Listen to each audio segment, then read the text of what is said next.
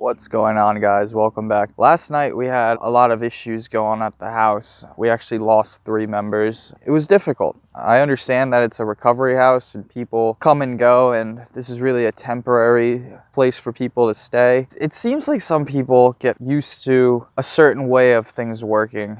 Whether or not that's the right way to go about things is really up to them. The 3 people that left the house had a difficult time following the rules. I can blame them for it because the rules are the way they are, and we have to learn to accept things for the way they are. It is a facility, so we aren't going to be given the same freedoms a regular recovery house or an Oxford house is run. I just wanted to touch up on a few things. In sobriety, I've been trying to accept my actions. If I do something wrong, I have to own up to it.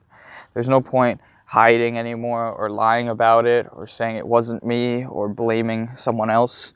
If I did something wrong, it's my fault. I have to be ready to accept the consequences that come with it. No longer can I blame it on any sort of drugs, alcohol that convince me to do something. I know when I'm doing something wrong that I'm doing it for the sole reason of either being selfish or trying to get my way or do what I want to do. It comes back to the powerlessness versus taking your will back. With recovery, I have to be aware that I'm always looking to take a shortcut or what my angle towards something is. That mentality really hasn't left me completely yet. It seems when things get hard, I try to find the easy solution, try to figure out what I can do in the least amount of effort to get the desired results that I'm looking for. And if I don't get that way, I feel cornered or trapped, almost rationalize that it's okay to do something wrong for the sake of getting what I want. They say it's sometimes a selfish program. We sometimes have to do things that we don't really want to do. People that you meet in the rooms or people that you form relationships with end up leaving the program or relapsing. You can't allow them to bring you down. But with that said, I feel a sort of responsibility to call people out when I see them exhibiting behaviors that might lead to a relapse, similar to what happened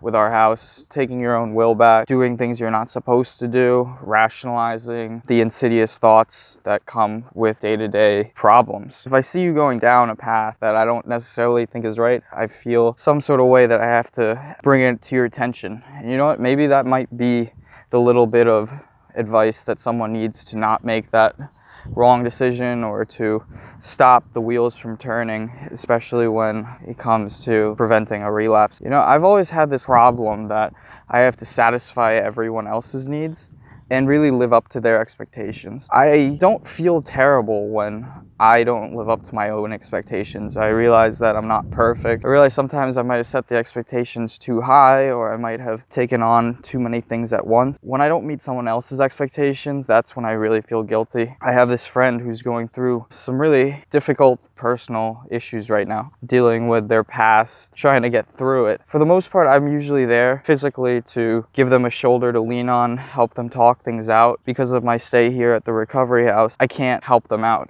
I try to talk to them, but there's just something different about being face to face with someone rather than a phone conference. It has me feeling pretty guilty. I have to keep my motives in check and realize why I'm here. I can't really help other people unless I help myself first. If I can really work on myself, I might be able to be an example as to what recovery really can do for someone, rather than just someone who recites text out of the big book or shares at a meeting here and there. It would be nice to be able to give someone a hope shot every now and then. I've spent a lot of time thinking about this last year, especially with it being my first run at this recovery thing. I never even believed that there was a solution to my addiction. I thought it was just something that I was born with, how I think, and that's how I was going to live the rest of my life. But understanding that there is a solution has really helped me find peace with myself. It's not just my thinking that gets me in trouble, but it's an actual disease that plagues my mind. It makes me think things that aren't rational,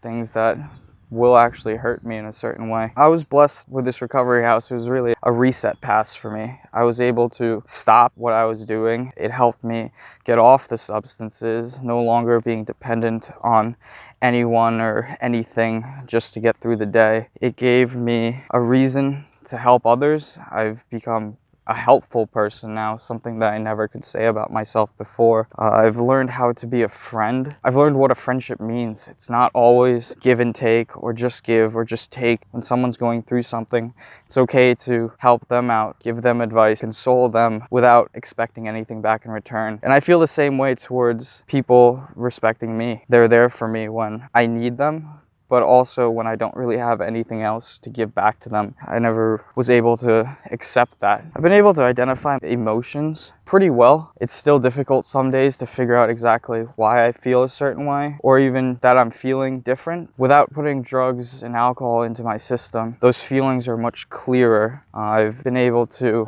really pinpoint what I'm feeling through working with my sponsor, get through those feelings, whether they're good or bad. As an addict, I've always wanted to chase that feeling of good, whether it was keeping the party going, putting more money into it, doing whatever, just to keep holding on to that high that I had. Now I kind of live in the moment. I'm able to accept when things are good and appreciate it at that time, knowing that things aren't going to be good forever. Same thing with the flip side. Sometimes things are pretty bad. Sometimes my head goes into some bad places, but I'm able to acknowledge that I'm not in a good place and have faith that things will get better. After the drugs and alcohol really is out of your system and you start learning how to live life on life's terms, is the battle between recovery and recuperation. I don't necessarily give one favorance over the other. I see that it's usually a decision between the two. I'm either working on my recovery, trying to improve myself as a person, trying to figure out why I did the things I did,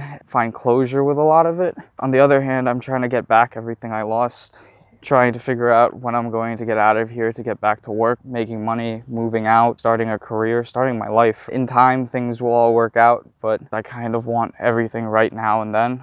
I don't want to wait. I don't want to put in the work. It's easier to take it day by day than look at the bigger picture sometimes. I can't really say that I've improved from yesterday, but when I look at the past month, I can definitely see a huge change in the way I think and handle situations. With that, I just wanted to fill you guys in, had to get some stuff off my chest. It was a pretty difficult evening. A lot of emotions were stirred up, especially with so many people leaving abruptly. I hope everyone's having a great day, and I will catch you guys later.